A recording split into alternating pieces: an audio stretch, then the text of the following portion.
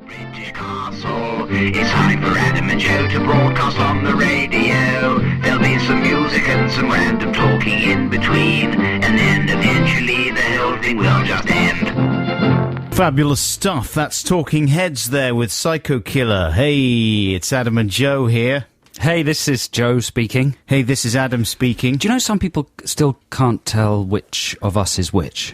We do have a similar kind of a cadence to our voices, but you, Joe Cornish... This sounds very accusatory. Are trained... No, it's complimentary. A trained Radio 4 speaking, presenting person. I had 2 hours of training. And your voice in 2004. Is very even, always easily heard. That's nice of you to say. Whereas mine tends to fluctuate, skitter around. People prefer your voice. I'm not sure that's true. Ladies think it's sexy. You know, I was going to talk about this later on, but I was listening to the podcast in the car the other day with my beautiful wife. And over the engine noise, it was very easy to hear everything you said perfectly, beautifully, crystal clear. It was not so easy to hear a lot of what I was saying. Because when I was speaking like this in a kind of normal way, fine, everything's fine. But then when I start shouting if I get angry about something, which does happen... It's the exact same frequency as a car engine. It blows out a little bit, yeah, and it starts interrupting the car engine. The wheels start shuddering. It's like when you wind the window down. Wheels start shuddering. What, it creates a reverberative effect that... you know, like when you wind the window down a little bit and you get a kind of Doppler effect. Yes. A little bit like that. A Doppler effect. Is that what it's called? I don't know. No, a Doppler effect like is when like... you know, there's a thing if you drive along an avenue in France on a sunny day and there are stroboscopic shadows that pass over your car like that. Yeah, I do know. It can make you go a bit mental. That's true. Is that the Doppler effect? I don't know. Someone will tell us. Yeah, one of our listeners. The other thing I sometimes do is I speak quite softly. And that's totally inaudible on the podcast over the car noise. Well, what an idiot hole you are. This is my How point. many podcasts now? 90,000? Something like 93. And you've made a complete pig's ear hole of it all? This is the thing. We've even had letters about this in the past, which I have poo-pooed. Well, that serves you right for poo-pooing in letters. Well, I've learned a lesson. I'm serves you right for posting your poo-pooing. The poo-poo came right back at me, and I'm sorry about it, listeners. I'm going to do my best to speak in an even keel. So, of course, anyone who's listening to this live is a member of Black Squadron, the secret covert elite listening force that this show enjoys. Isn't that correct? That is correct, because you're up at an ungodly hour, which is 9 a.m. on a Saturday morning. On the day the world ends. Exactly. 2012. I thought... Yeah. What? No, it's just very grey and rainy and dark here in London. There's an apocalyptic feeling in the air. It is absolutely Mel Gibbons out there. But, of course, last week we had the very capable Justin Lee Collins and Andrew Dice Clay filling in for us, right? Yeah, their real Collins names and Herring. Are Collins and Herring, Andrew Collins and Richard Herring. And they did a superb job. Thank you very much to them. Yeah, we were honoured, you know. We're always... I'm just overcome with emotion. We were really honoured that they stepped in to fill in for us. You know, we always have amazing... classy depping. Amazing people depping for us. But they issued a Black Squadron command, and their command was to send in a photo of yourself visually approximating you and I, Adam and Joe. So I guess a lanky one and a beardy one. Oh, thanks. And it's not insulting to say you're beardy. You've got a beard. Listen, I was genuine thanks, because I thought maybe you would go for other physical characteristics. Stumpy. There you go. Long and stumpy. And they got 18 responses. Yeah. So you know what? I mean, for them, that's disappointing. But for me, for Black Squadron, that's kind of cool. Yeah. Because the majority of Black Squadron said, no, we're not taking orders from these substitute leaders. Right. Do you know what I mean? No, not any old person can swan in and give us an order. It's got to come from Count Buckules and Torpedo Commander Cornballs. Decorated ranking officers. Exactly. So, in a way, congratulations to those 18 people who sent in photos of themselves as us. But in another way, how dare you! You've been court-martialed. Get out of the squadron. Because the previous week, when our abstract Black Squadron command was Problem Biscuits, we had 121 responses. They were very good as well. That was quite an abstract command and it required a lot of thinking from the squadron. There is going to be another command in a second. It's a simpler command. It's a slightly artistic command. And we must warn you at this stage to use non-toxic pens. Ooh. Be very careful what pen you use to execute the command. We take no responsibility for the ink that you use. No. And the effect it might have on you when you do the command. Immediately after Joe issues the command, we will be playing some music from Mariachi El Bronx, a track called Litigation. What do we know about this? They're a US punk band, also known as The Bronx. This is from their 4th studio album, released in September of this year. They're on tour in the UK. I've never heard of these people, James. You can't just spring these people on us. I mean, there's a picture of them apparently in the... He's got no pants on in the picture. Is he on the lav? Are they all No, stuffed he's in got no pants, but he's protecting his modesty with his hand. He's on the lav. They're in a cubicle. Is he? They're all crowded into a lavvy cubicle. That's exactly what you'd expect from the US punk band also known as The Bronx. And as soon as Joe issues the command, we will fire into Mariachi El Bronx. Joe. It's a photo command, of course. We're asking you to obey the command and then take a photo of the results of your abation. Is that a word? It is now. Abadatory. Abation. And the number is 64046. That's the text number. The email is adamandjoe.6music@bbc.co.uk. Text will be charged at the standard call rate. Yeah, I'm just making that up. No one's told me to say that. All right, Dermot. This is the kind of thing that people say. Is that good, James? It's very good. And you must be prepared for it to be published on a blog which is accessed by billions of people internationally, right? That's true. A slight exaggeration. Yeah. But it's worth saying anyway. We ready then? Yeah. Stand by, Black Squadron. Here is your command. Felt pen to 2. It's described as a punk band here. Does that sound punky to you? Well, it's sounded quite polished. Yeah, it is. I mean, that's not what punk's all about. Isn't it? No. Has the meaning of the word changed a bit? Punk, I mean, it covers a whole range of things, doesn't it? I mean, originally punk is just a kind of a sneer. It's a word that's been around for hundreds of years. And it was really only used... Tell us a bit about the history of the word punk. Well, starting now. It was William Shakespeare that first coined the word punk to describe some of the bands that were coming out finishing of now. New York in the 70s. Thanks. Good. Some fun facts about punk for you there, listeners. So how are you doing, listeners? How's your week been? Joe? It's been all right, thanks very much. The big thing that happened to me that got me very excited while we were away, because we've been away for a couple of weeks, in case you didn't know, was that we got a message through. We've got different agents, myself and Joe, but my agent sent a message through that got me quite excited, because usually you get a lot of requests through in the week. I mean, I get hundreds. You do, don't you? Hundreds and hundreds. Will you empty this dustbin? Yeah. Will you empty that dustbin? These weeds Why are getting haven't you emptied unruly. that dustbin? Exactly. What are these crumbs doing around what the are all bread those bin? Dustbin bags Could doing you come back around and that sweep lamppost? up? The children need bathing. When will you be home? That kind of thing. So it was exciting to get a message that was titled Stella McCartney Request. Yes. From my agent, right? Oh, I was thinking about this the other day. And so I thought, what the heckins? And I thought it's going to be some, boring PR circular or something like that. So click on the message. It's only an invitation from Stellar to turn on the lights in her Stellar shop for an invited audience of around 300 family and friends. Oh, no. Can you imagine the kind of family and friends that will be present at Stella McCartney's Christmas light shop opening switching on ceremony? I mean, last year she had Peter Kay doing the honours, right?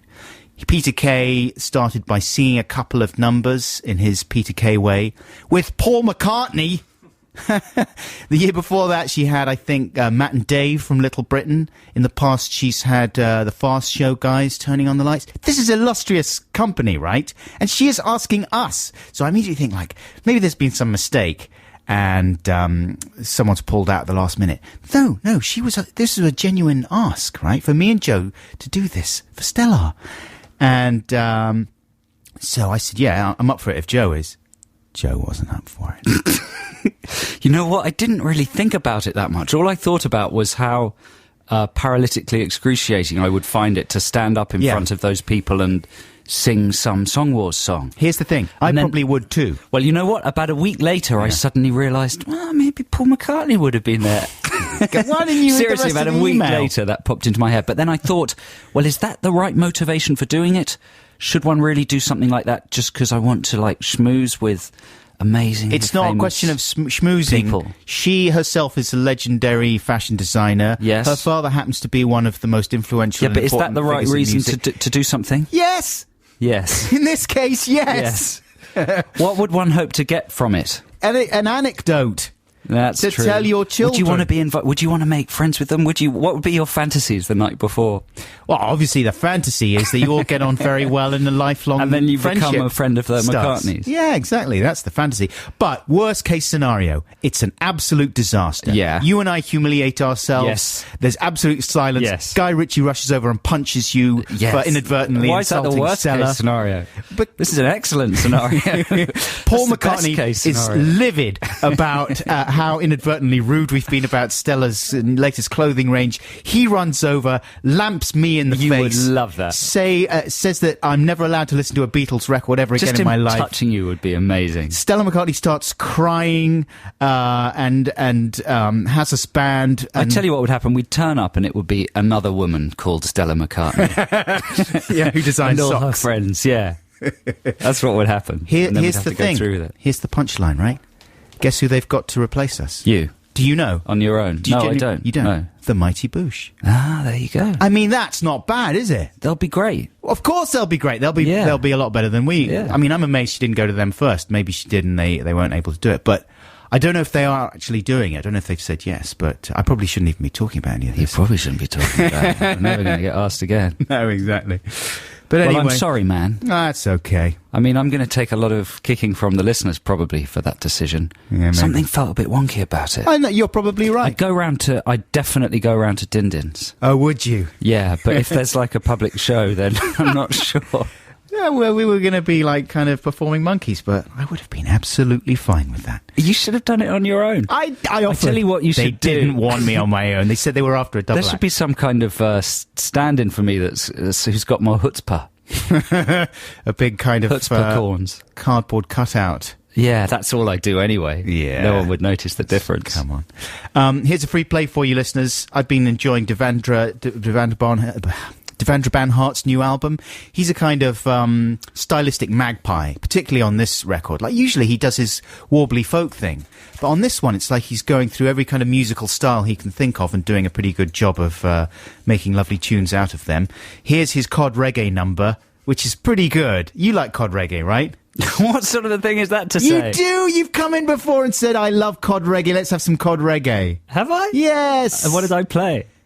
Well, in that instance, I think you played some real reggae, but I mean, maybe you played Musical Youth, which is somewhere in between. There's a really terrible Jamiroquai cod reggae track that I like for humorous reasons. I love cod reggae. Called Sailing Along. I like Thomas Dolby's cod reggae. I like Joe Jackson's cod reggae. And here's some Devendra Banhart cod reggae. This is Foolin'. What's a skindy? It's Skindy. Skindy Arna Jones. He's a very badly sunburnt And he comes after archaeologist. you. Why do you have to watch out for him? Because you've got an icon in your pocket. Oh, I see. Listen, we've had an amazing response to the Black Squadron Command, which was felt pen tattoo. You know, I don't know where to start. We've had lots and lots of pictures. Nipples, bums, thighs, shoulders. You didn't show me the nipples once. Well, it's a man's nipple. Oh. There it is. Well, there's a lady has written a made-up joke on her back, even. And it's not a good made-up Give her a name check. Is her name there? She hasn't written her A lot name. of them are anonymous. Well, the photo only goes down to her buttocks, so her name may be written in another world that we can't see in this photograph. It says, I love Adam and Joe, made-up joke. What does Father Christmas say when he eats sweet corn? Ho, ho, ho, green giant. Somebody's written Adam and Joe on the side of a horse. Is that cool? Yeah, I don't know whether that's cool. I don't know whether that's something we should encourage. I would hope it's a kind of organic ink they've used. Yeah. But let's assume it is, in which case, yes, it's cool. Horse graffiti. Yeah. I mean, you don't get much It's not a horse in a graffiti. field. It's obviously the person's horse. Yeah. It could be Noggins, the Adam and Joe horse. Absolutely. Because you wouldn't want to encourage animal graffiti, would you? No. Is that something that kids generally Yeah. stop at that, don't they? Do they? No. I don't know. It's certainly, you're right, it's not to be encouraged. No.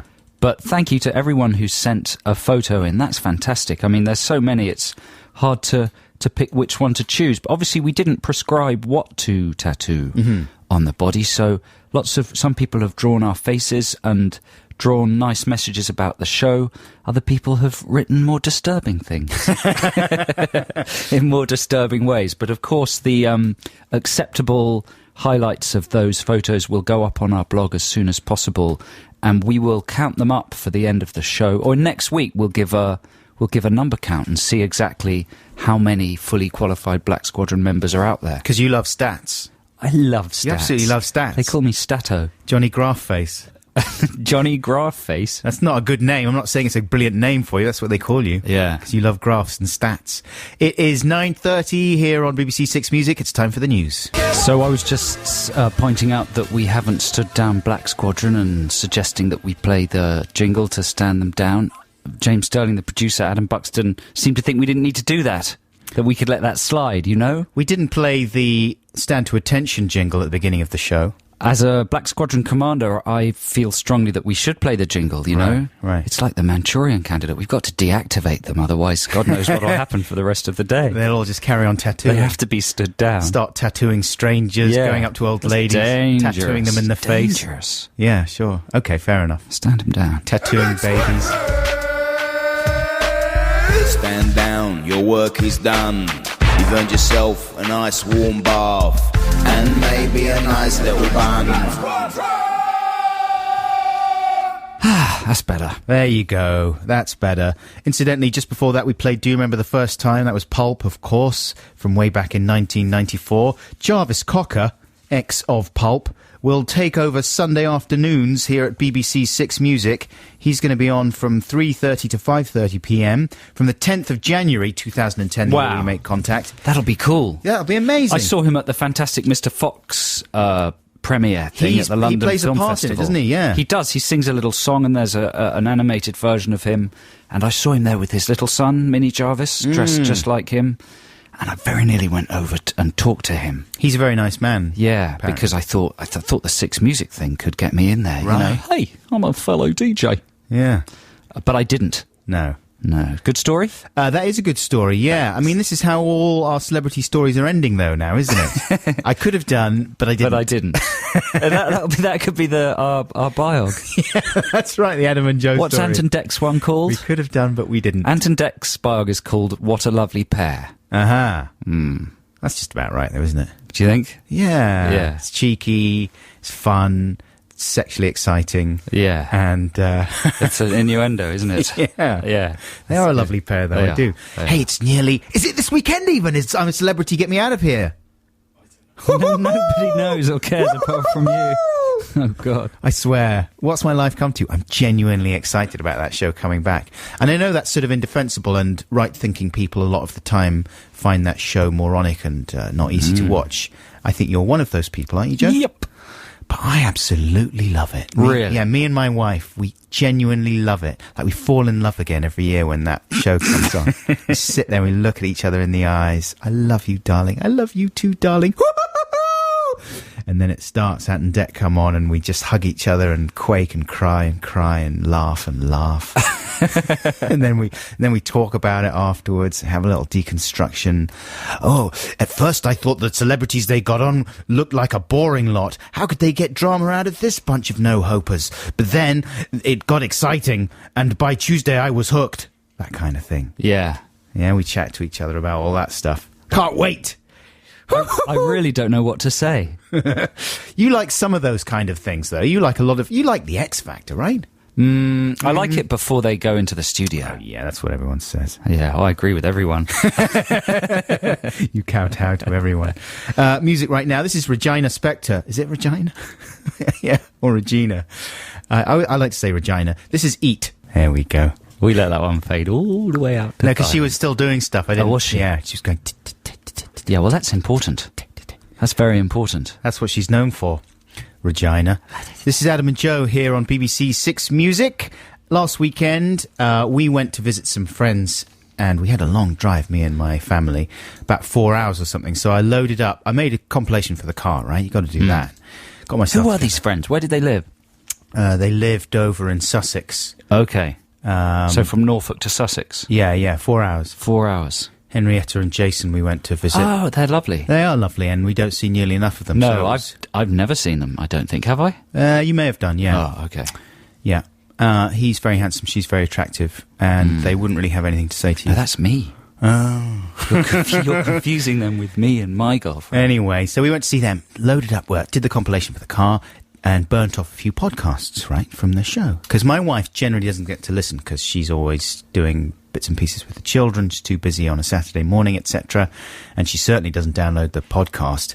So I like to keep her abreast of what I'm actually doing with my Saturday mornings. Also, it's a nice opportunity. 4 hours in the car listening to yourself. Yeah. Chuckling along really loudly. Wow. Here's the thing. I didn't get to chuckle along that much because she was so busy chuckling along at everything you said. Ah, nice. Clever woman. Right? Every single thing you said. Snorts. Sometimes there were snorts. Right? Chuckling away. Always liked your wife. And then, right, we get to Retro Textination on the podcast. Yes. She is singing along with the flipping Retro Textination jingle that Joe done. And then, throughout the rest of the day, she's singing the jingle, like to herself. Clever. Wandering around the house. Bright. Retro Textination here. Unbelievable. And so a couple of times she caught herself doing it when I was looking at her. And she could see that I was actually genuinely a little bit disturbed by it. So she had to stop herself doing it, Yeah. But she couldn't stop it. It became like a problem for herself. It's ridiculous. Should we hear what she was singing? Sure. I like to listen to Adam and Joe, but I listen to the podcast, not the live show. I used to feel acute frustration because I couldn't join in with Text the Nation. But now my troubles have disappeared because Retro Text the Nation's here. And now my letter might be read out instead of thrown in the bin and forgotten about. Letting it fade out. Yeah, it's important. Jeez. We should credit James Richards, the gentleman that did the piano for that. Yeah. He didn't even do the music for that. I didn't My know. wife. That's pretty much down to James, any power that has. Yeah. But your wife, she has to live with you, so she can fully contextualize your comments. Do you know what I mean? Yeah, I do. Like, things are funnier and better coming from people who you don't really know the reality about. Of course, I know. I'm an escape for her. You're a dreadful man prison. Fleshy bars. I am, it's true. Mental chains. Horizontal roll bars on my tummy. That's what I've got. But listen, it's time for retro tech. What? I was trying to switch the image from rolls of fat to a six-pack. It's Retro Textination time. This is the part of the show where we read out your contributions to the previous week's Text the Nation subject, even though, of course, Collings and Heron were filling in for us last week. So this is a 2-week-old Text the Nation. This is the Text the Nation we had about furious arguments that arise during family games. Yeah, it's so old and confusing that I haven't got a single one. Don't you? No, I totally forgot to fill them out. I've only got 2. Have you? Well, that's good. Well, we'll that's have a little... good. It's brief. Yeah. All right, this is from Scott Innes, rhymes with Guinness. My granddad is entirely unable to admit when he's wrong. This came to a head during a Christmas game of Trivial Pursuit some years back. Asked to name the capital of Saudi Arabia, answer, Riyadh, he smiled slyly and claimed that this was a trick question. There was no capital city. He was shouted down by everyone else, but refused to accept that the answer on the card was correct. It must be out of date, he claimed. When told to stop being silly and accept it, that he'd got it wrong, he left the room and returned wielding an atlas. He leafed through it until he found the right page. There was silence for a moment before he shut the book and said, well, the atlas is wrong too. He sat in near silence for the remainder of the night. Good for him, man. That's good dad behaviour, isn't it? Yeah, the atlas is wrong. The world is wrong. This is a stupid atlas. Out of date. Dad? What do you do Granddad when behaviour. fact-checking needs to be done? If you're having a Barney with your wife, are you immediately on Google there? Well, of course, technology's changed that, hasn't it? Yeah. Enormously over the last decade. No, my girlfriend tends to, boot up the laptop at the drop of her hat. Oh, she's the one that does it? Yeah, she'll have Wi-Fi installed in her brain as soon as it's possible. That's what I do as well, and my wife sighs, oh, there you go, you're booting up Google, aren't you? As soon as there's any disagreement, I don't think that's the case, darling. No, I think it is. Well, let's just find out. Yeah, one more. Here's one more. Dear Adam and Joe, this is from Fran in Poole. My auntie has very long hair. When she used to play Monopoly with my dad and my other auntie as children, a sweep of the hair would brush all the houses and pieces off the board, and the game would have to come to an end and be declared a draw. This is the thing I was talking about. It's a good technique, don't you think? Yeah, sure. Just wipe it all off the board if you're losing. Oh dear, swoosh. Now I remember, actually, although I can't credit it, there was another message from someone who got in a state playing Monopoly, and they got the car piece out of the box, and just drove it all over the board, saying "Boy Racer, Boy Racer," knocking all the hotels. That's a clever idea. Do you know Ridley Scott's new film is Monopoly? No. The Hasbro, the company that make, I'm not sure whether they make Monopoly, but they make all those games. They've been trotting around Hollywood for the last year or so, selling all the rights, trying to develop movies out of Risk. I'm not sure whether they've got a Kaplunk one on the go yet, but it's only a matter of time. But definitely 4. Risk is up and running. You'll direct the Connect 4 one, right? I'd love to direct the Connect 4 one. Wouldn't that be good? It would be a terrorist thriller, and they'd be explosive chips. Yeah, and the explosive chips and a huge kind of Golden Gate Bridge underneath. It would be like Die Hard 3. You know, when they're running... Because Die Hard 3 is a bit like a game show anyway. When they're running around New York. Yes. Bruce Willis and Samuel L. Jackson trying to solve... who's the villain? What's his name? Oh, Cornelius Plunkface. What's the actor? Jeremy Irons. Irons, yeah. They're trying to solve his riddles. So it's like that old TV game show 3-2-1 as a kind of explosive thriller. That's what it would be like. Very good. Can't wait. Yeah. Who's going to be... So he's going to get Rusty Crowe in Monopoly. Yeah, Ridley Scott directing the Monopoly film. And there's stuff about it online, how he's saying he's going to be true to the board game. As if it's like a great novel where you have to stick to the characters. How there's going to be a man in a little car and a top hat. And just a big walking top hat on its own and a boot. But which city will he set it in? Because it's regional Monopoly, isn't it? Depending on where you live, you can get it for your city, right? Yes, of course. Answer me that. He could set it anywhere. He could set it in space. I've got the limited edition Star Wars Monopoly that's all set in the Star Wars universe. Yeah. He could do it anywhere he wants. He could do it up his bum. You got a free play right now. I do. I'm just being completely silenced by that comment. Because it's such a good idea. RSA are going to be on that. What is my free play? Hey, Riddles. This is something you burnt off for me, Adam. How do you say this chap's name? Marcos Valle. Marcos Valle, and he's a Brazilian singer-songwriter, correct? Yeah. And he's pretty popular over there in Brazil and also all around the world. This is from his album, Previsão do Tempo. What does that mean? You're Spanish. Previsão do Tempo. He's Brazilian, I think. But you're Spanish. Yeah. I don't know what that means. Something about time.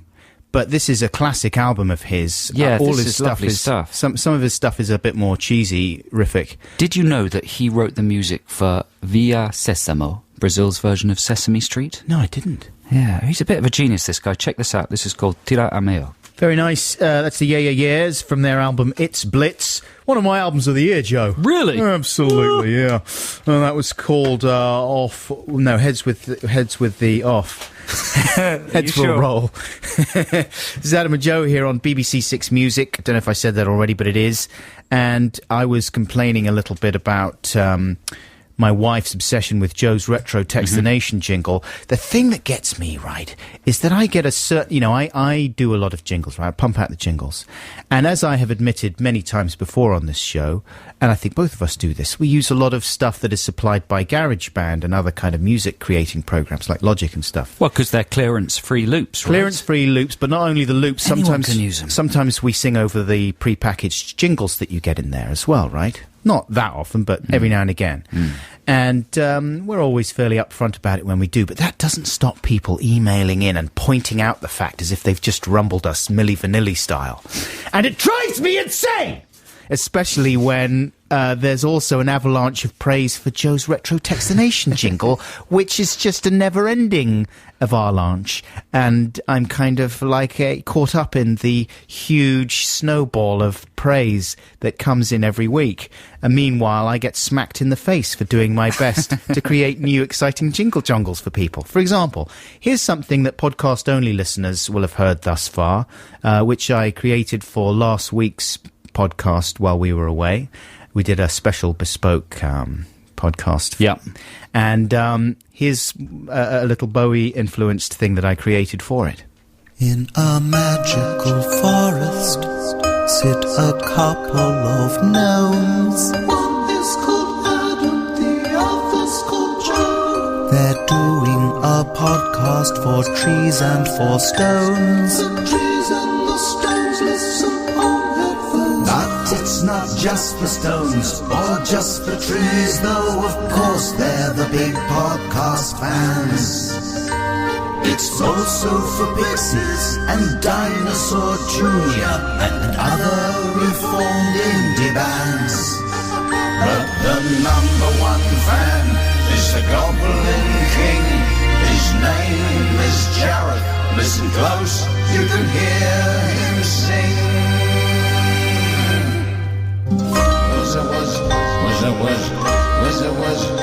Was. I love Adam and Joe.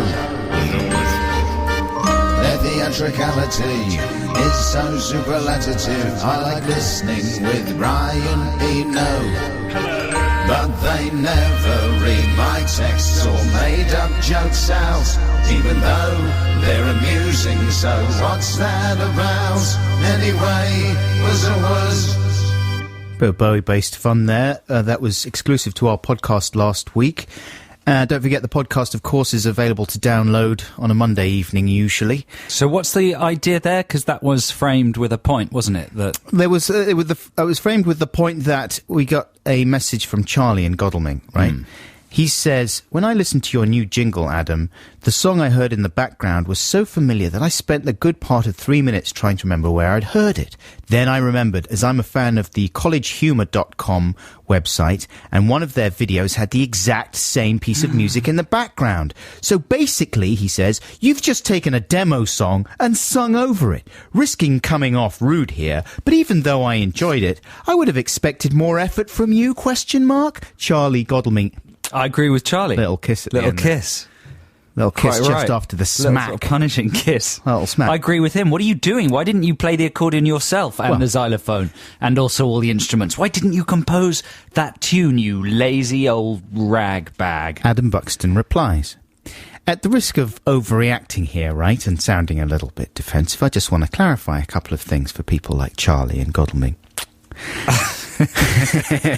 I am the Morrissey to Garage Band / Logic's Johnny Marr, okay? I do the lyrics and the singing. You're reading this. For these jingles. This is my prepared Written statement. this argument This is a prepared statement. I do the lyrics and the singing, and the software supplies the tunes, as we've made clear on a number of occasions, including just before the Bowie song, when I said on the podcast I got it off Logic. I still spent a good few hours writing the words, singing, and producing that track, as well as the other jingle jongles. What's the producing? Go into more details about the producing. Putting like echoes on and stuff, and layering up all the voices. Yeah, that's panning producing. some of them That's to the cool. left. That's and cool. Panning some of them to the right. Yep. That kind of thing. Okay. Meanwhile, let's not forget, Cornballs is getting sent backing tracks by piano geniuses for his freaking retro Textination jingle. Yes, and all he has to do is sit back and just luxuriate and rub himself in the fan mail. What's that? Rub himself in the fan mail. Yeah, use it as like moisturiser. I do bathe in it. You do, don't you? You just lie there and pour boiling water in and wait till the fan mail turns into a kind of sludgy lather, and then you wash your hair in it. Yes. I know you. So, you know, I don't want to read any more of these messages, is what I'm saying. You don't want anyone else to write in to complain? No. We could that could be a blanket policy for the programme. Only praiseworthy email will get through. Yeah. Do you think that's a filter we could apply usefully? Well, I mean, it seems a little undemocratic, doesn't it? But yes. I don't know. Yes. Negative mail will be filtered out. Filtered out negative mail. Here's some music. This is The Strokes with Last Night. Ah, that is good, isn't it? Last Night by The Strokes. This is Adam and Joe here on BBC Six Music. I think it's time we jumped into Textination this week. Here's the jingle. Textination. Textination. What if I don't want to? Textination. But I'm using email. Is that a problem? It doesn't matter, text. And Textination this week, listeners, was cleverly set up on our blog while we were away. Yeah. It's all about ways, things that happen that convince you you're psychic, or friends you know who think they're psychic. I think we said in the podcast that the title was "I Think I'm Psychic Because." Yeah. Now, I was doing some Twitter searching. You love that. I like to Twitter search. You're not actually on Twitter. Yeah. You just surf for references to us. Yep. Is that strange to you? Yeah. Not necessarily just references to us. Yeah. I search all sorts of different things. Right. It's a good way to see what people are chit-chatting about Sure, and what it's- they're thinking. It's like a search engine for opinion. Yeah, but I noticed that our Text the Nation subject had caught the attention of certain psychics. Oh, really? Yeah, and what's the woman's name? What does the ghost programs? Yvette Tina Fielding. Scary. Like, I think Yvette Fielding, or I don't know, maybe I was getting confused, but it seemed to me that Yvette Fielding had picked up on this. No. And anyway, I came away from my late night Twitter search with the impression that a lot of professional psychic bodies Derek Acora. are going to be listening to this segment of the show. Whoa. In order to shore up their psychic beliefs. Sure. So is that exciting? That is exciting. But I'm sorry to disappoint them, but you know, we're after really idiotic examples of psychosity, aren't we? Not Are we? necessarily. No, that's not true. No. They can be real. Like, how are you on psychic abilities? Do you How believe are in you? them? Do I believe in them? In the power of the mind? No. Do you not? No. Not having the power of the mind? No, I don't believe that. I don't believe that people have a controllable psychic power. The power of the mind? Not you know, if really. there's one X-Files type thing I do have that. some credence in, it's the power of the mind. I believe in coincidence. Right. I believe that the subconscious is much cleverer than the conscious, and sometimes it throws you a bone. Does it? Do you know what I mean? Who was that? Snubbling Don't know at the bottom who of the that door. was. It's gone away now, whatever it was. Gone. But do you know what I mean? Sure. Cognitive dissonance. Yes, you're right, of course, you're right. It's the power of suggestion mainly, isn't it? And the way your mind works, and then it sort of works retroactively to make you think something spooky's happening. Yeah. But let's hear what the listeners have But you know what? suggested. I mean, this is based on a good friend of mine who reckons he's psychic, this idea, and various things happen. For instance, we were sitting on the sofa watching a televised greyhound betting channel. Mm-hmm. Ever seen those? No. You phone in and you put your bet on the digital greyhounds, and anyway, he guessed which greyhound would win. Right. 5 times in a row. Did he? And while he was doing that, he was going, I'm psychic, I'm psychic, I'm psychic, I'm going to do it again. Okay, if it works this time, I'm definitely psychic. Oh my God, I'm psychic, I'm going to do it again, I'm psychic. And then he really couldn't let this go. And it was clear that in a bit of his brain, he really did think maybe he is. Maybe I'm wrong to poo-poo him. But he really seemed to think he was psychic. Then Careful with the poo-poo. a couple of weeks later, he came in to my house again and said that a friend of his had offered him a pack of cards. And he had just randomly guessed, he'd picked a card, he'd randomly guessed what it was. He got it right. Is this Darren Brown we're talking about here? It's not. No, this is not a professional magician man. This is a normal man that works in a cinema. So he's really, Whose brain is infected with fantasy. and you know, it's a joke, and he smiles, but you can see in his eyes He that really somewhere believes it. deep down he really thinks, "Oh my God, Yeah. it could be me." I know. So that's the kind of thing I was after. Do you know what I mean? Well, I was talking in the podcast last week about my sister who went through a phase of thinking that she was blowing light bulbs with her mind. I got another one. Okay, we were on holiday. I had a big argument. Me and my girlfriend had a bit of an argument on holiday. You know, Happens. that happens. As our argument was reaching its peak, we were having an argument on a terrace overlooking a road. As the argument reached its peak, He threw her over into the road. no, a man on his moped just crashed right beneath us at the exact moment. Like it was the just Fury. like the Fury or Carrie. Yeah, he just came off his bike. And it was psychic so as energy. if the psychic energy had pushed him off his bike. Yeah. And then a little, lump in the back of my brain was going, Carrie White, creepy Carrie. I believe in that stuff a little bit. I think you can get psychic energy. Do you think? Yes. Just the power of vibes.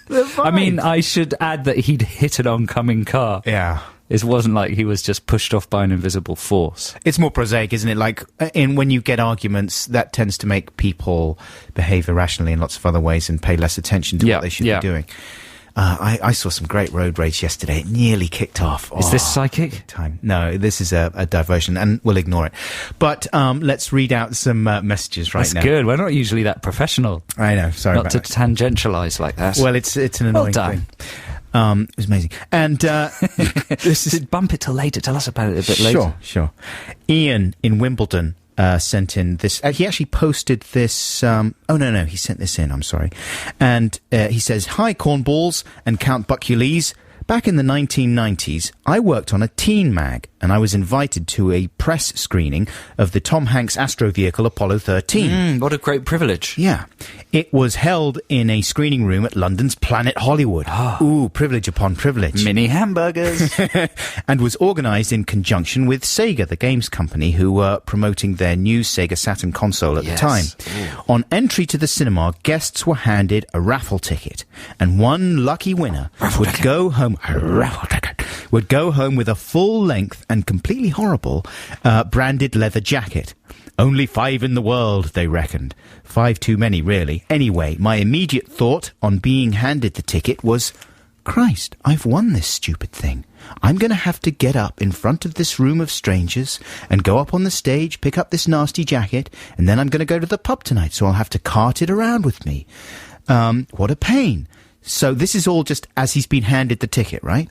Yeah. So I sat down at the end of the row to ease my journey up on stage, while matey from Sega gave us some flim-flam about how great this computer game was, blah, blah, blah. I was desperate for him to get on with it and put me out of my misery, and was halfway out of my seat when he picked the raffle ticket out. So when he read out a different number to mine, I thought, surely some mistake. I know I've won it. At that point, some other bloke on stage whispered in the guy's ear, Sega man's ear, and then the Sega man said, sorry, we'll have to draw again. He picked my number out. Wow. I had to carry the stupid jacket with me all night, and eventually I gave it to my uncle for Christmas. Bye! Ian from Wimbledon. So that's pretty weird. He absolutely knew it was going to happen, everything about it, and he just thought, oh, this is a done deal. That's powerful. How do you explain that kind of thing? Luck. Thanks a lot. Bye.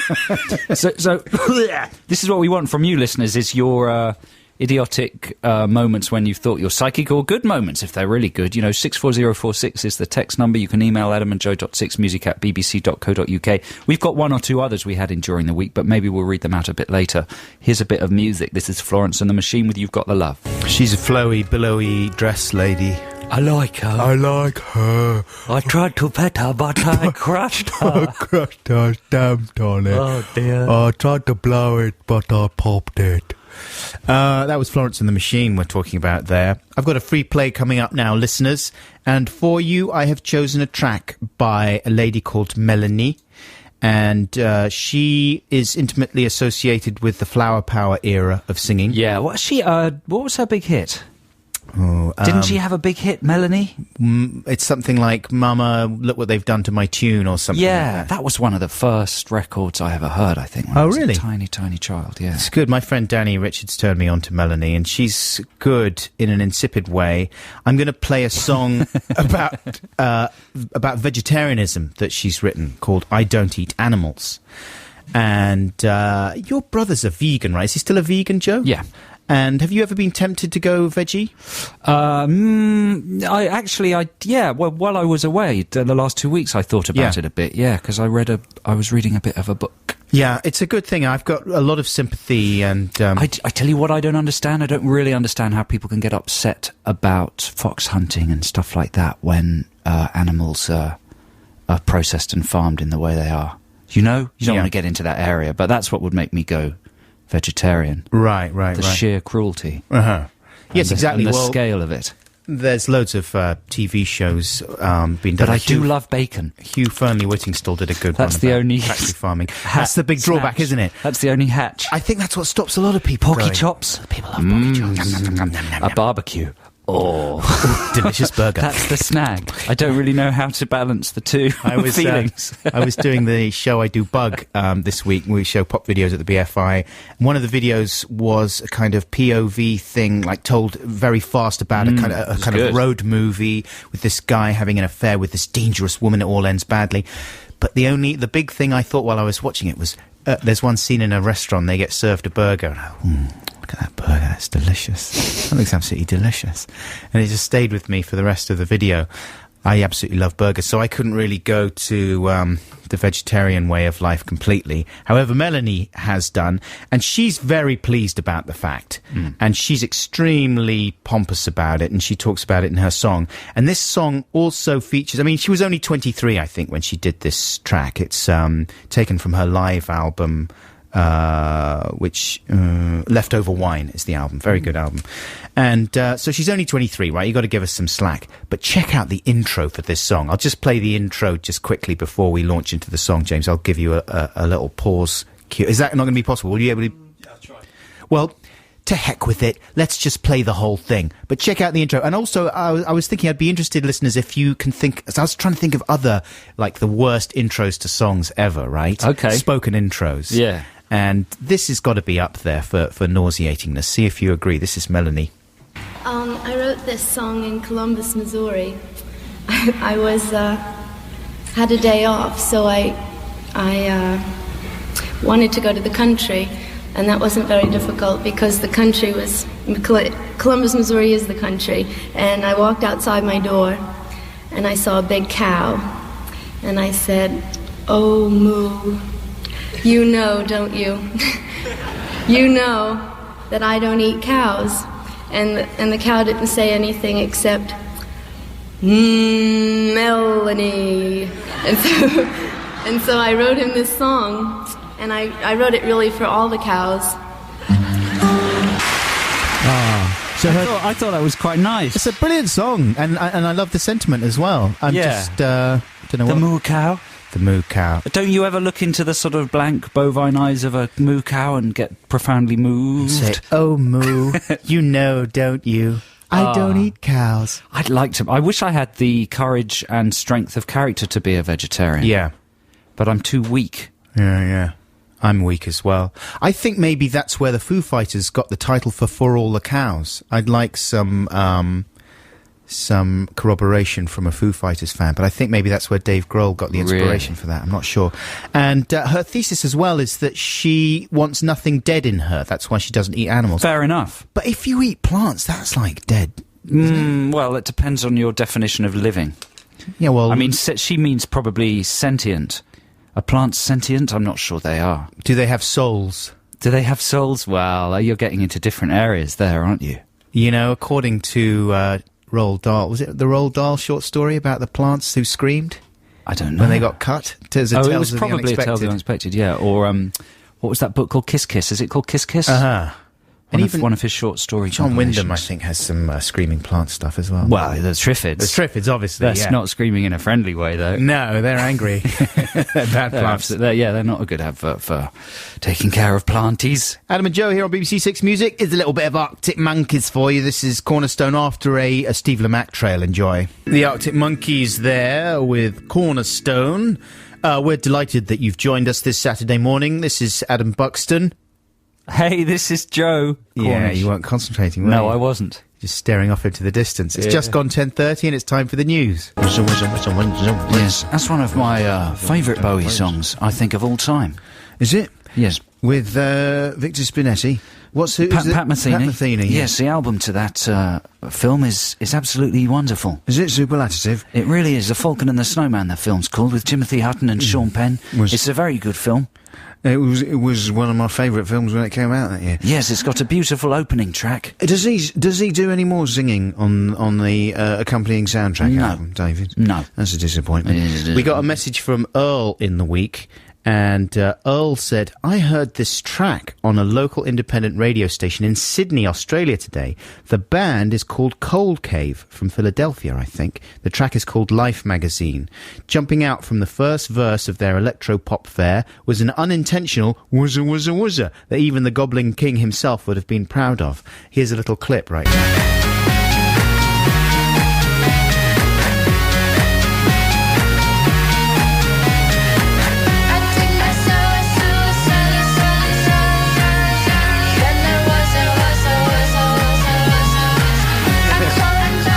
Yeah. That's Cold Cave. That's cool. Wow. Thanks for that, Earl. Hey, listen, something else we should point your attention towards, listeners, is an amazing bit of animation that a listener has done to a thing that... Was it on the special bonus podcast, or Adam launched into a couple this of weeks back. thing about Simon Callow and Brian Blessed arguing over chess. Yeah. And a very talented listener has animated it, and you can find it on YouTube if you search for Callow and Blessed. Yeah, at home Blessed with and Callow? Callow and Blessed, I think, something like that. Yeah, have a search for that. And we're going to stick it up on the blog pretty soon. But it's a really genius bit of animation. He's called Ben Tucker, the guy that did it. Yeah. Thanks very much for that. And he's ignored the fact that my Brian Blessed impression is okay. My Simon Callow just sounds like it's good. Brian Blessed. Good. It sounds like two Brian Blesseds in a room. He's done such a beautiful job, and we're very privileged and flattered that he would bother, and he's made it sound and look really, really excellent. Yeah, we've even got some 3D stuff sent in to us, which I think we're going to put on the blog as well, aren't we? So do check out the blog this week, because this guy's done an amazing couple of kind of 3D visual stings for the show. And you can just put on your 3D glasses and have a look at them on YouTube, and they are quite extraordinary. Put on your 3D glasses. Pop on your Has glasses. everybody got a pair? Everyone should, mate. Every family's got a set of pairs. If you've not got your 3D sunnies, Mate, you're going to need them when Avatar comes out, aren't Exactly. you? Everything's gone 3D, mate. it has, hasn't it? Yes, absolutely, yes it is. So listen, we're going to come back in a second with some bad accent fun. Oh. You know we love bad accent fun, and I've got a little slice of bad accent cake to serve to you in a second, but here's some music first. Is this just a normal play or a free play, Adam? No, this is, I just saw this. James Sterling, our lovely producer, selected this one. It's a song I particularly love, though, by Pavement, Harness Your Hopes, and this was a session track recorded for Radio 1's evening session back in January 1997. Enjoy! One of those wonderful indie bands that have unexpectedly got back together again. I guess it's never unexpected Look, now, is it? Mummy, there's one of those indie bands that have got back together. Oh, darling, so it is. It's Stay away, Pavement. darling. I never expected the Pavement to reform, but there they are, playing again, Marvellous. 2010. Look, you're scrolling through all your text God. there. I rested my mag on the Rested his keyboard mag on the and it space started bar. doing things. It was whizzing.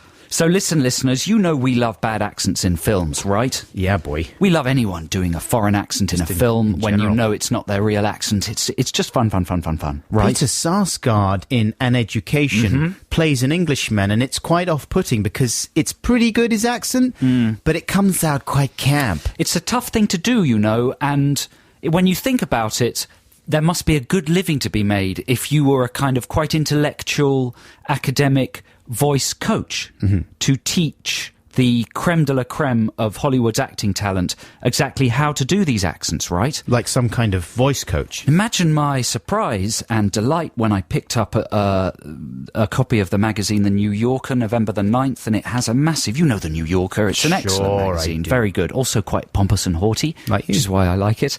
And it's got a huge article all about this guy called Tim Monkin. Monick? No, Tim Monick. I said that totally wrong. Tim Monick, yeah, rhymes with gin and tonic. And he is Hollywood's #1 voice coach. He is the man who taught Gerald Butler, who is Scottish, to speak as if he were from New York for the forthcoming film of The Bounty. He taught Shia LaBeouf, who is from Southern California, to speak as if he'd grown up on Long Island for Wall Street 2. He taught Brad Pitt to talk as if he was from Tennessee for Inglourious Bastards. Okay, not the rude word. Yeah. He taught Hilary Swank, that's swank, not the rude word, to speak like Amelia Earhart for her Amelia biopic. Yeah. He taught Leo DiCaprio to speak whatever he speaks in Gangs of New York. Nonsense. So this is the creme de la creme. He taught Blanchett to speak in a Russian accent for Indiana Jones and the Kingdom of the Crystal Skull. Wow. So this is the guy, right? Question is, who else has he taught? Like, did he have anything to do with Ray Winston in The Departed? Or Don Cheadle in Ocean's 11. I don't know. I imagine he might not have got round to Cheadle. No. He was busy that week. But what an article. I've nosed it right. You know, and they go so in depth about how he does what he does. Yeah. So I thought, this is perfect for Adam and I. This is amazing. And he has various techniques. For instance, he's got an extraordinary library. He records anything off of television of anyone speaking in a funny accent. So he'll record like foreign generals on CNN, and he archives them so any actor can come along and pick a particular person, base their accent on that person. But some of the other techniques he uses aren't quite so sophisticated. Like, and I quote from the article, Monick has offerings for the eye as well as the ear. He writes an actor's lines in faux phonetic style that he made up by combining elements of actual phonetics with approximations of sounds. So basically he writes down the phrase that the actor has to say in phonetics. Yeah. So that the actor doesn't even have to think. According to this guy, if you read out these weird sentences, you will just immediately have the accent, all right? A little bit like air, hair, lair. Now, luckily, he gives various examples, which I've typed out here. Yeah. I'm going to hand them to you, Adam Buxton. Okay. You have to read them out, and we'll see whether it works, whether you say the accent, right? All right, then. So the first line, and Adam hasn't seen these lines before. And obviously you haven't indicated what the accent is. Oh, I kind of have. Do you want me to fold that, or shall I fold that back so you don't know what accent that is? Yeah. Okay. So this first line is one of Brad Pitt's lines from Inglourious Bastards. Okay. So Adam's going to read this out phonetically. Flip it over. Okay. My name is Lieutenant Aldorain, and I'm putting together a special team, and I need me 8 soldiers. Now, what's actually written on? I mean, that's quite a long-winded one. That's Tennessee, that accent. My name is Lieutenant Aldorain, and I'm putting together a special team, and I need me 8 soldiers. So how's it spelled? The guy spelt it, Ma is M-A-H, Lieutenant is L-O-O-T-I-N-N-U-N-T. You know what? So he's writing it totally phonetically. Try this one. This is a line that Matt Damon used in order to sound South African in the forthcoming film Invictus. Ah. Yeah? So this should, if Adam reads this phonetically, he should just sound perfectly South African. It's a military university. It's a military university. It's a military university. Oh, mull. It's a military university. Try this one. This is for Gerard Butler in The Bounty. And this is supposed to make you sound like you're from New York. Not as miserable as he made her believe you. Come on, mean. give me that one back. I can do that one. Not as miserable as he made... Oh, no, that's impossible. That's absolutely impossible. No wonder these people are speaking with really bad accents. Not as miserable as he made her. Okay, listen, me. This is possibly a tiny bit alienating for the listener at home because you can't see what we're seeing written down, but here's a simple one. Like, if you've got a pad and a piece of paper, if you write down the words, go a Hiddens mallet. Go a Hiddens mallet. According to this guy, when you say go a Hiddens mallet, you're saying go ahead and smell it in a South African accent. Go a Hiddens mallet. Go a Hiddens mallet. Go a Hiddens mallet. Yeah, here's another one. Here's another... This is Hollywood's top accent coach. Air, hair, lair. And here's a final one. This is another South African one. And if you write down Beck, B-E-C-K, Toosa, T-O-O-S-A... Oh, I can't even be bothered to spell the whole thing. Thefri, T-H-E-F-F-R-E, car. Beck to South Africa. Yes! Hey, that's quite good! Beck to South Africa. Beck to South Africa. You're saying it with a slight... Yeah. Try saying it with no accent at all. Beck to South Africa. That was with no accent. That's quite good. That's quite good, isn't it? Yeah. Do you think it would be possible to think of other phonetic phrases that just, without any effort, make you sound foreign? Yeah, of course. This guy's built a whole career on it. Isn't that good? Well, air, hair, lair is the one that makes you sound posh, obviously, right? Air, hair, lair. Yeah. You write down the words Are there any others? Hair and lair. Air, hair, lair. Beck to South Africa. You see, you're doing it as well. That's good. We'd like to hear any more, though, if you've got them, listeners. You've got a free play right now, though, Joe. Yeah, right? This is some orange juice. This is out for the count. This is the voice of the big British castle. It is the top of the hour. Ooh, that's wonderful. I got so bored with the last hour. I'm glad it's gone. Now here's the new one. It's exciting and it's new. How do you do? How do you do? Nice to be with you, listeners. This is Adam. Hello, this is Joe. Getting quicker, right? Yeah, a little bit quicker. My reactions. Not like when we introduced Madness at the Camden Crawl. No, I didn't like that. Hi, this is Adam. Hey, all right. So you guys are probably a bit bored. That was your response. You've never forgotten that. It was funny. It was a funny moment. Have I told you about my never again list? No. Have I told you about that? I've got a list on my office wall. It says never again. Uh-huh. And Introduce madness number at one Camden is Crawl. introduce live bands. Number 2 is appear on panel shows. Yeah. Number 3 is turn on Christmas lights at Stella McCartney's shop. Never again. You haven't done it once, though. Yeah, I know. You're a fool. You'll be kicking yourself one day.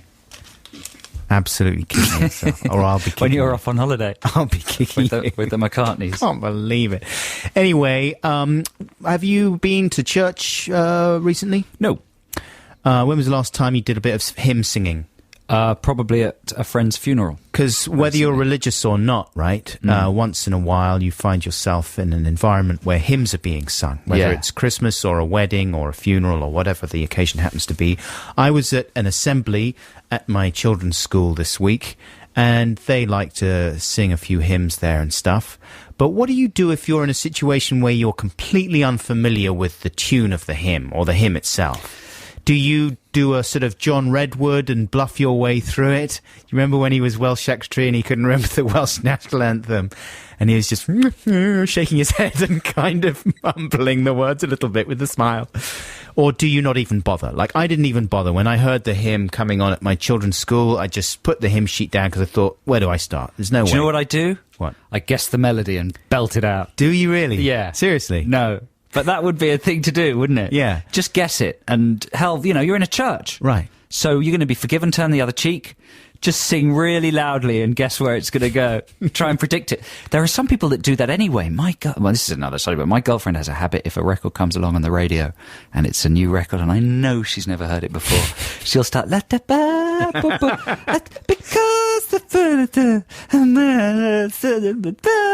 My wife does that as well. As if she knows how it's going to Is go. that a lady thing? It's a lady thing. They just love music. They love to sing along with things, don't they? Yeah. The ladies. They don't know what it's... I'll never come back to you. They're just guessing where it's going to go because they just love music. But it's definitely a similar situation in a church, and it's more sort of, revealing, isn't it? It's more exposed. Right. Because there's people all around you and there's an atmosphere of, you've got to conform to the ritual. Well, I was checking out the other parents. Most of them were having a stab, it has to be said. Was this in a church or in the school No, hall? just in the assembly hall. Okay. The children all sang beautifully. I think they'd sung the hymn many times before, so they were all au fait with the thing. I didn't know where to start. I just completely bottled it. But I thought you, Joe Cornish, might like to have a go, because I got out my digital camera and I recorded a couple of verses and a chorus. Nice. So I have the hymn sheet here that we were given. Adam's given me a copy of the hymn sheet. And there'll be a couple of bars before you come in. This is written by Graham Kendrick, who was born in 1950. What's it called, this hymn? It is called Shine, Jesus, Shine. Ah. I think, and I've never heard this one before, ever. So see how you get on. What, you're expecting me to sing along as if I'm in church, and you're going to play the backing track? Exactly. We'll just do one verse and the Okay. chorus, okay? And here's the children of Town Close School in Norwich singing. I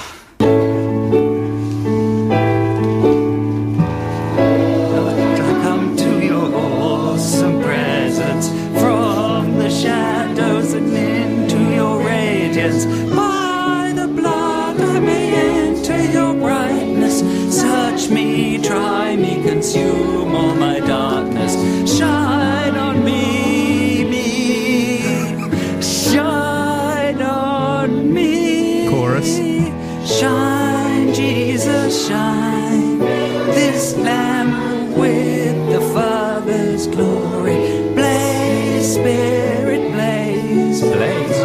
Hearts on fire. You sure this is about Jesus? Flow, river, flow. Flood the nations with grace and mercy. Oh, way off. Send forth your word, Lord, and let there be light. That's how you do it. You go for the grandstand.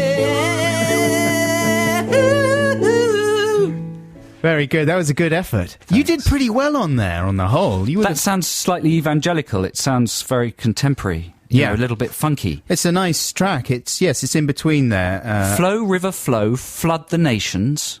Oh, with grace and mercy, that's all right. Yeah. Blaze, Spirit, blaze, set our hearts on fire. It almost sounds too contemporary. Sounds like Bon Jovi, doesn't it? It just sounds like...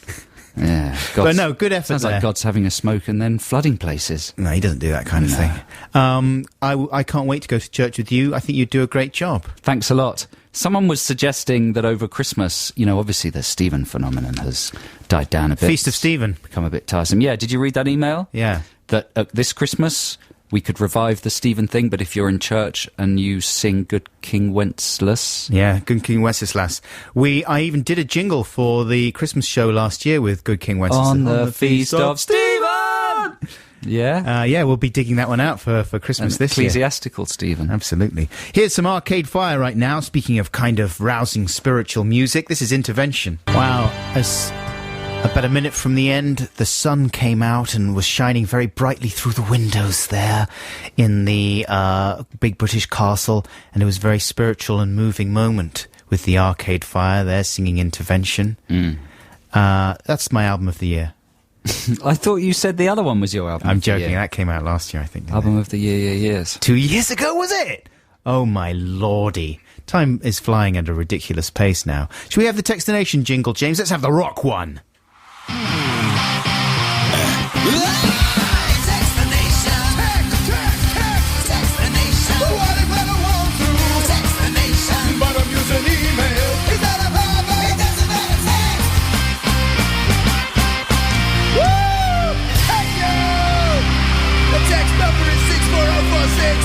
I can't remember the email. Lee Hedman, ladies and gentlemen. Good night. Yeah, bit of credit for Lee Henman, who put together the backing track for that. There you go. You jingle. get backing tracks sent in. Happens once in a blue moon, doesn't it? It only happened to me once. Twice. 3 times. Twice. A lady. Yeah, so Textination is all about psychic things that happen that make you think you're psychic. And we were trying to go for a kind of idiotic angle. You know, people who do that in an idiotic way. You say this, what were you imagining we were going to get? I don't know. I thought just we'd get idiots behaving, you know, with really tenuous reasons why they were psychic. But the truth is, a lot of people genuinely do. Sure they do. Think they're psychic. It's a serious thing. It's a lot of coincidences happen. It's one of the ultimate fantasies you have when you're a child. Yeah. You know what I mean? That maybe you're psychic and you have psychic abilities. Don't you think? Like with me, it was a close thing between being bionic and being psychic. Yes. I very much wanted to be bionic. But you thought you possibly were psychic. I mean, you don't have to have any visible robot parts to be psychic. Exactly. Because I thought, I don't know if I can go through with the accident and then the reconstruction for the bionics. But psychic, you're born with that. Premonitions? Have you ever had any premonitions? Never. You've never dreamt something that then happened? Not a one. Really? Nothing. Do you ever have... Because déjà vu can sometimes feed into that, can't it? Right, when you're a bit tired. You can think, man, I've dreamt this. Yes, that's your mind playing tricks on you, though, isn't it? Is it, though? I think so. Or is it my mind playing tricks on you? Here's a message right now. This was posted on our blog by Joe, and he says... Dear Cornballs and Count Buckules, I was once reading the book Never Trust a Rabbit by the League of Gentlemen's Jeremy Dyson on London's The Tube. Jeremy is the one that never appears on the telly, but as a bit of a geek, I knew what he looked like. So imagine my surprise when I looked up to see the man opposite me on the tube was Jeremy Dyson. I coughed loudly and flashed the cover of his book at him, and he looked up, smiled, and he said to me, that literally never happens. He then offered to sign the book, and we had a little chat. Sadly, this psychic story ends on a slightly sour note, as we both changed at Oxford Circus and went on the same Victoria Line platform and boarded the same northbound tube. Turns out we live really close to each other now. And what could have been a nice story for both of us is a slightly creepy one for him, as he thought I'd followed him home. I had to pretend to tie my non-existent shoelaces to allow him to run away. Am I psychic? Do I win a prize? In what way would that be psychic, though? That would be the power to attract a person you're thinking about or whose work you're consuming towards you physically. Yeah, your aura is so powerful that you just magnetically pull that person. You're reading the Da Vinci Code and suddenly there's Dan Brown. He's been sucked into your universe. Imagine. And you can ask him questions about Tom Hanks. That's extraordinary, isn't it? That kind of thing. Have you got any more? Yes, I've got one more. Here's one from Joff in Lyme Regis. Joff? Yeah. You sure it's not Jeff? Well, Joff. What are you reckoning? That's a Joff, That's isn't it? a Joff, yeah. Yeah. Joff in Lyme Regis. I think it's Roland Joffe, the director of The Killing Fields. Because then he would have put Joffles. Joffles, of course he would. He says, Dear Adam and Joe, I must tell you about my psychic abilities. About 5 years ago, I was driving in my car and I put on... and put on my latest car boot purchase, the CD Ragga Greats. The Ace of Base song, All That She Wants, brackets, is another baby, came on, and I quickly turned it off. Because my girlfriend did want another baby, and I didn't. Oh, no. Imagine my horror then when the radio kicked in and the same song was playing. No, in a that's a good trice, one. I was on the phone to Dr. Snippington, and in a few weeks, I was Dr. safely Snippington. I was safely neutralised. Phew! Then we split up. That was the only psychic experience What a roller coaster. I've ever had, but it Wow. was enough. That's from Joff. in God. Regis. Wow, I can't get my head around that. That's so... 1 minute it's Ace of Base, the next minute it's Dr. Snippington. I mean, that's brilliantly illustrated in the film The Tall Guy, right? Which is quite an old film now Love that that kids film. probably won't know. It's fallen out of circulation a bit, but it's Mel Smith and directed by Mel Smith, written Yeah. by Richard Curtis, Yeah. starring Jeff Goldblum. Love it. And Emma Thompson. And they fall out of love, and then every time there's a sequence where every time he turns on the radio, another love song Yeah. is playing. It's quite good, but that happens quite a lot, doesn't it? I mean, that would be another good Text the Nation, like songs or bits of pop culture that you can never listen to or watch again because they bring back kind of awkward, Yes, the or memories are weird too potent, memories, the yeah. associations. Or if you're having some kind of issue between you and your partner or a friend, it's weird how suddenly everything you listen to will suddenly seem to be talking about that very issue. It all seems relevant, right? Yeah. And sometimes in a way that, like, says things out loud that you don't want said. That's the hallmark of a brilliant bit of music or film or whatever it happens to be, though, is that it absorbs all the things you bring to it, Yes. right? And It's like a kind of bounces them back. information black hole. Yeah. Yeah, they suck things in towards them, don't they? It's exactly like an information Yes. black hole, Dr. Hawkins, yes. Thank you. Here's Ian Brown with Just Like You. I'm living fart today. That's what he says. Ian Brown with Just Like You sounds a little Christmassy, that track as well. I love Christmas, it's coming up soon. We're going to be in December, not in June. Christmas time is a time for cheer. Come over here and join me. Yeah. Yeah. We were bemoaning that here in London they've put Christmas lights up and every year they get even more sponsorified. Oh, yeah. And this year it's all about Robert Zemeckis' motion capture version of A Christmas Carol starring Jim Carrey. Which is supposed to be good. But there's a point at which Christmas lights stop being Christmas lights and are just illuminated adverts. Is there any country in the world that does it quite so heavily as we do in London town and Oxford If you Street? live in a foreign city, is there any other capital that just has its Christmas lights purely advertising? Because I based? tell you this, my friend, we don't do that in Paris. They wouldn't do that in Oh, Paris. Would you they? Would they? don't. Maybe they would. I don't know. They might on the Champs-Elysees. Maybe. But I don't think they do. I don't think they do. It's broken Britain. Corporate Britain. And I tell you, they don't do it in New York either, I don't think. Well, the Thanksgiving parade is quite heavily sponsored, isn't it? Yeah, but then I don't think the permanent lights. That's the way to do it. You have a parade. The Because they Macy's used parade to or just whatever. have, like, it would be, Aladdin themed or something, and then they wouldn't, like, have Aladdin on everything. They'd No. have some, like, Christmassy, magic carpets, and they'd try and make it, non-branded. Yeah. But now they've just dropped that pretense. It's as if Britain is just run by 4 major corporations. Yeah. That's your theory. That's that my you're theory. putting It's not the forward theory there. of the big British castle. No, that's not. That's it feels not endorsed that way by the sometimes, castle. doesn't it? Sometimes it does. It's all about making the money, isn't it? And then the rest of the Oxford Street is covered with those kind of spiders' webs with what looks like gob on them. That's very Christmassy. People love to gob on spiders' webs at Christmas. You know what I Come mean? on, whole families trudge through the snow, find a spider's web. Oh, that one's. Oh, it's that one's. Oh, that spider's web's too weak. It's collapsed. Oh, but this one's holding the gob really well.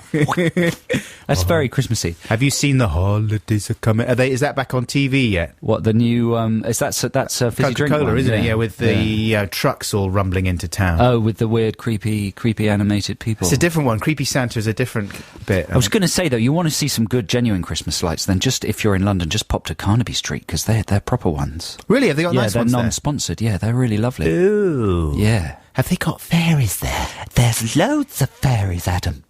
All over the pavement, drunk. Wearing winkle pickers. Yes.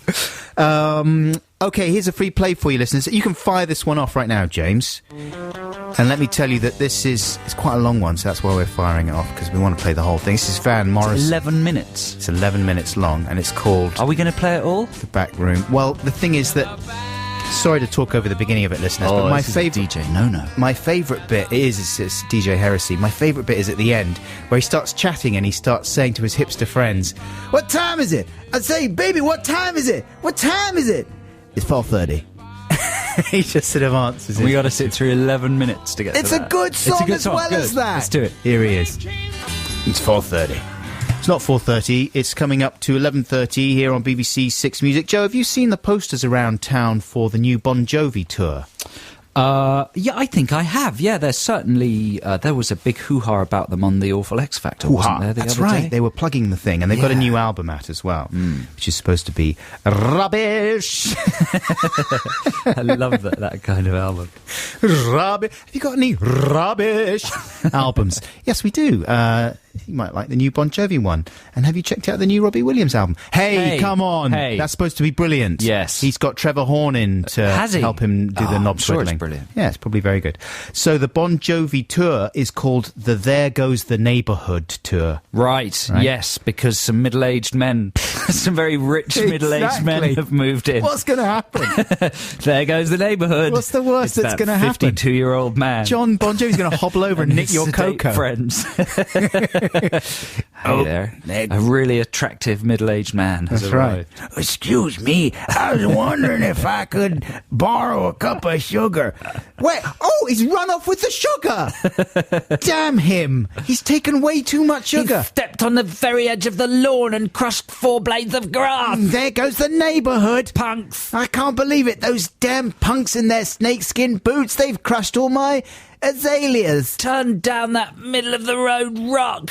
It's slightly annoying. It's slightly annoying. It's not too bad. I can listen to the end of this one. It's basically innocuous, and I can't really tell it apart from the traffic noise and ambience. But turn it down. I like the ones from Slippery When Wet. Did they do Slippery When Wet?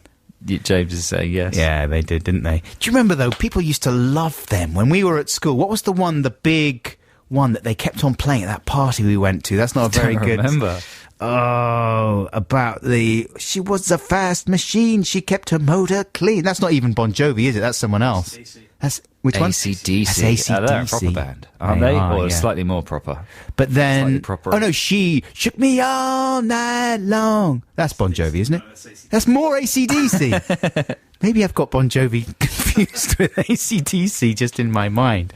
Sorry about that, listeners. It's exactly 11:30 and time for the news. That's young Bob with I Want You. If you're up for some old Bob, he is on Six Music this Sunday night at midnight. His old-time theme time radio thing is on, and it's all about lies. Big fat lies. Little lies, white lies. That kind of thing with me, Bob Dylan. You can still smell him, can't you? I mean, even though he hasn't been in the studio for a while, you can still smell him. You know, you can smell him, and there's also residue that you can see. You can see the marks on the carpet. We're not talking about Dylan. Not Dylan. We're talking about our little furry friend Boggins, also, the BBC dog. You know, he was rolling about in mud and, I think, poo, and he's wiped it over the sides of the studio. I mean, that's one of the problems, isn't it? Because he's so affectionate, but it's not the affection that lingers. It's the stink. It's the stench. stinkiness. And it's the hairs as well. And he was scampering around in the rain earlier on as well. And so he scampered his paws absolutely everywhere. And earlier on he tried to bite and lick my face. So much stuff, I mean, and now falls off him, doesn't it? Yeah. It's like he's shedding all the time. But he's so sweet. He's absolutely charming. He's very sweet. It's just tricky to get close to him. The raging debate about whether Boggins should be humanely killed. If you're a new listener, we're just...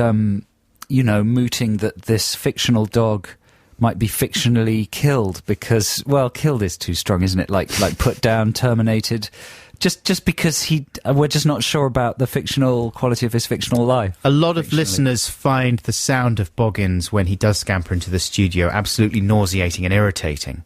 And so they would like him to be dealt with in some kind of very final way. Luca Van Dresch has written in saying, please don't kill Boggins. He's one of the funniest additions to your show. Not that your show wouldn't be good without him, as it would still be the funniest podcast out there apart from the Ricky Gervais podcast and maybe the Answer Me This podcast. But please don't kill Boggins. Thanks for the qualified praise there. And can I read you one more? Sure. We've got Ree Boggins from Thomas Stephen. And I like this one because it's really blunt. Love the show, guys. Really enjoyed the place-filling Temporific podcast. But Adam, please stop doing Boggins. It's just embarrassing.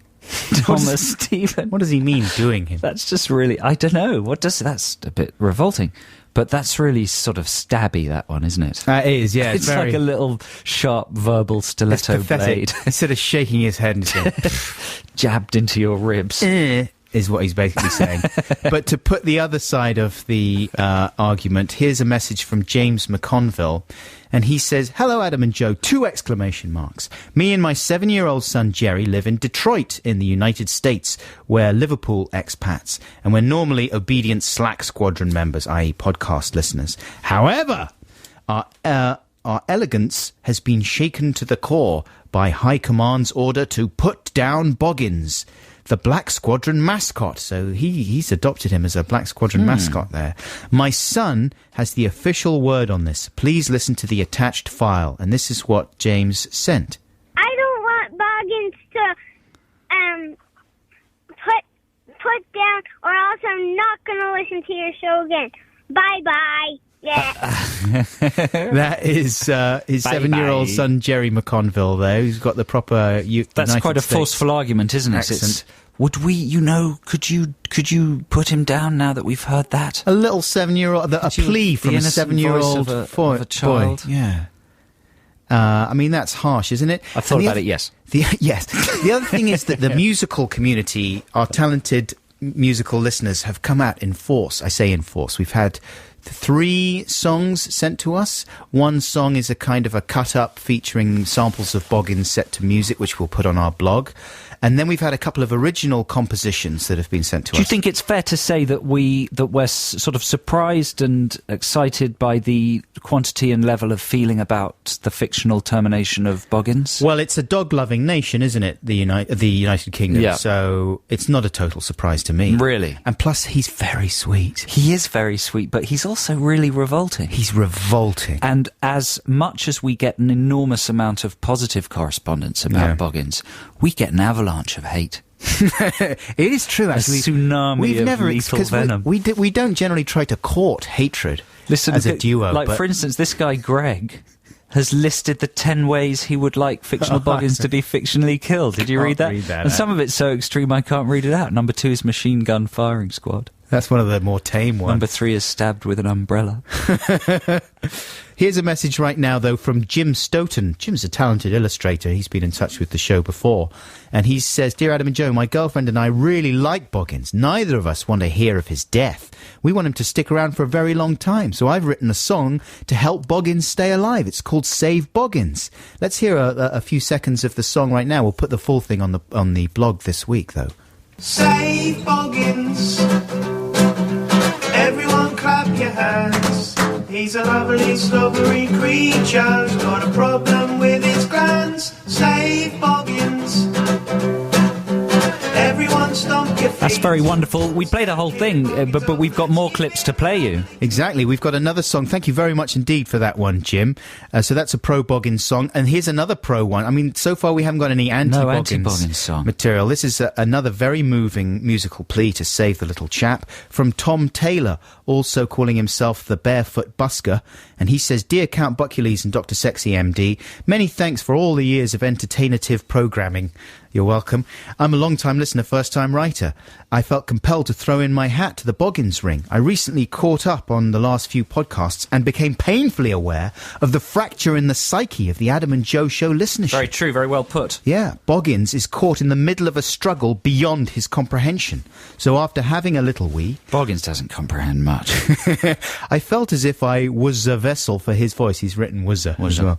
I felt I was a vessel for his voice to speak through. I've composed this song in order that the issue of his impending execution may be openly explored. Thank you very much, Tom. Let's have a listen to the first verse and chorus of your song, Save Boggins. Boggins is a dog with a number of flaws. You got his huge sloppy nose and his 4 manky paws. But if you'd seen this flea-ridden mutt, you'd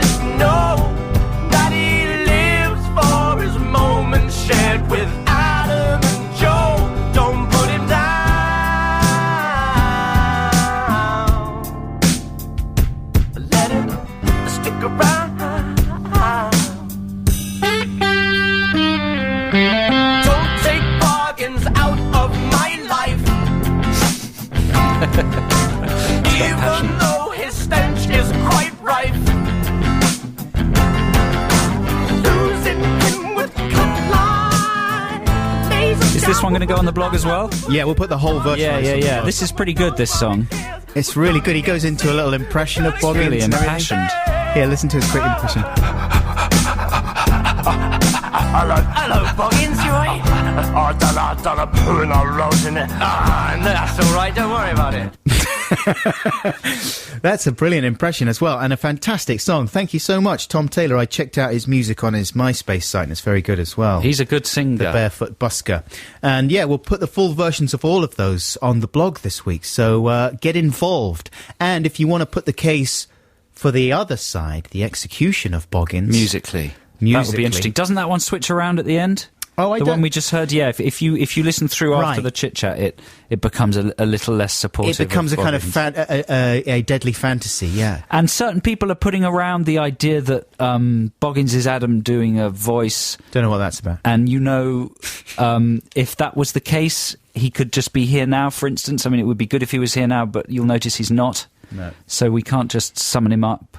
In a contrived way, so... I'm looking forward to Channel 4's forthcoming The Execution of Boggins. Yes. Fictional drama. Yes. Confusing drama. Putting both sides. Pure hate-driven programming. Prurient programming. Yep. Anyway, here's Jamie T right now with The Man's Machine. Jack Bauer, is he going on about there? That's Jamie T and The Man's Machine. This is Adam and Joe here on BBC Six Music. We've only got like 11 minutes before Liz Kershaw comes and... is your guide for the rest of the afternoon here at BBC Six Music? Yeah, but I've got a free play coming up. Have you? But I was just going to say, I forgot to say earlier when I played some Orange Juice as a free play. Oh, it was good to hear that Orange Juice, man. We love Orange Juice, we're huge fans, and I'm concerned that you can't walk into any CD shop in Britain and buy the original Orange Juice albums. What were their albums called? There's like Texas Fever was an EP, Rip It Up, The Orange Juice, You Can't Hide Your Love Forever. Like every Orange Juice album is amazingly good, and there are all sorts of little hidden gems that you can't get on the compilations, which seem to be all that's available. There's sort of three best-of compilations, the Glasgow School and the Best of Orange Juice, but you can't get reissues of the original albums, and that seems like madness to me. It is madness. I bought You Can't Hide Your Love Forever on a Japanese import. And really? Some good... You have to pay 40 quid for a new or used copy of You Can't Hide Your Love Forever in Britain. Yeah, that's the one with the dolphins on the front. Yeah, and like most reasonable artists, record companies have released every single permutation of great albums, haven't they, with sort of studio tracks and different mixes and all remastered. You would think they would definitely do Orange Juice because they've been so influential and all those kind of... Maybe is there a rights thing?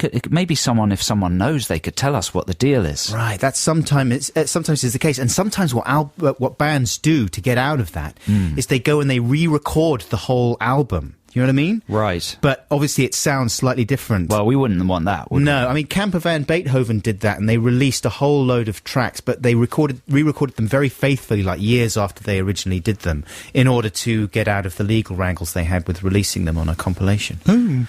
That's fine. Interesting. Well, anyway, Adam, I could talk about rights all afternoon, really nice Joe. chatting, I don't know anything but, about the subject. I've got to go now. I do love talking about it. Are you sure you have to go right now? Yeah, no, I do have to go. There's a but couple of other rights-based issues that I wanted to go through with you, let's actually. talk about this another time. Can we not talk about intellectual property for a while? If that's okay, I've just got to I slip do off find now. it very fascinating. Listen, have a Quite fascinating great area. Christmas and everything. It's an absolute minefield. Here's nice and smooth. Should we have to go? Greg Nice and Smooth Jimmy B. Smooth.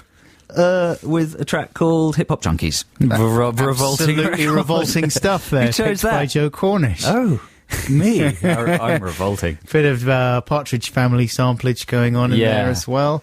And we've had a message from a few people about the Orange Juice situation. Yeah, they're saying, for instance, Paul Richards has said Domino Records have recently bought the rights to Orange Juice's back catalogue and are releasing their albums next year. That's good news. That's exciting, isn't it? Sounds like there's a lovely, juicy box set of all their best stuff. Box set. Oh, I'd love it. You know what? I've run out of juicy box sets at the moment. I'm talking DVDs right now. This is why I'm so excited about the imminent return of I'm a Celebrity, Get Me Out of Here. Because me and my wife have run out of box sets. It's a thing that happens if you've got children. I'm sure a lot of parents can relate to this. You know, you get to the end of the day and you haven't really got the energy to even scan through the TV listings because you just think, no, definitely not. And all you want is the warmth and familiarity of some episodic telly on a DVD. Oh, because if you get to the end and you're still not absolutely exhausted, you can watch another one right then. You can stick another one on. And if you're feeling crazy or maybe having friends round, then you can watch 5 in a row. You know? I don't know, no. No, you're not part of that whole world, are you? What's your weekend got in store? Movies! Movies, what are you going to see? I've got lots of stuff. You're going to be projecting them? Oh, yeah. Oh, yeah. Yeah. Man, I haven't projected anything for a while because as soon as I start getting the old bit of cardboard out and sticking it on the mantelpiece, my wife starts sighing and going, can't we just watch it on the TV? Divorce. Yeah, I reckon. That would be, for me, grounds for divorce. I think so. But I've tried to put it to the back of my mind and be reasonable about it. That's it, folks. Thank you so much for listening. Liz Kershaw is coming up. Don't forget to download the podcast on Monday evening. Thank you very much. Have a wonderful week. Take care. Yeah, thanks to everybody who's texted and emailed. And please continue sending in your emails only during the week. That would be great, especially for Text the Nation. Retro Text the Nation next week. Keep those psychic stories coming in. Here's the Pixies right now with Bone Machine. We'll see you next week. Love you, bye. Bye.